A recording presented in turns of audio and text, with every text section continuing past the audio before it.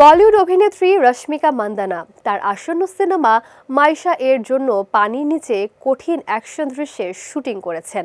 নির্মাতার দাবি, ভারতীয় নারী কেন্দ্রিক সিনেমায় এ ধরনের পানির নিচের অ্যাকশন দৃশ্য এই প্রথম।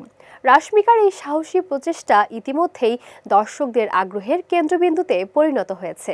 সম্প্রতি পরিচালক রবীন্দ্র পুল্লে প্রকাশিত শুটিংয়ের ছবিতে পানির নিচে অ্যাকশন দৃশ্যের প্রস্তুতিতে দেখা যায় রশ্মিকা মান্দানাকে। নির্মাতার তথ্য অনুযায়ী 2 দিনে প্রায় 20 ঘন্টা পানির নিচে থেকে তিনি দৃশ্যটির শুটিং শেষ করেন। পুরো দৃশ্যেই তিনি অভিনয় করেছেন কোনো বডি ডাবল বা স্টান্ট ডাবলের সহায়তা ছাড়াই। নির্মাতা সামাজিক মাধ্যমে লিখেছেন, ভারতীয় সিনেমার প্রথম নারী নেতৃত্বাধীন পানির নিচের অ্যাকশন দৃশ্য। রশ্মিকা মান্দানার নেতৃত্বে এমন এক লড়াই দর্শক দেখতে যাচ্ছেন যা আগে কখনো ভারতীয় সিনেমায় দেখা যায়নি। তিনি আরও জানান, এই অ্যাকশন দৃশ্যের শুটিং শেষ হয়েছে এবং খুব শিগগিরই সিনেমাটির টিজার প্রকাশের ঘোষণা দেওয়া হবে। রশ্মিকাও নিজের ইনস্টাগ্রাম স্টোরিতে শুটিংয়ের অভিজ্ঞতা ভাগ করে নিয়েছেন।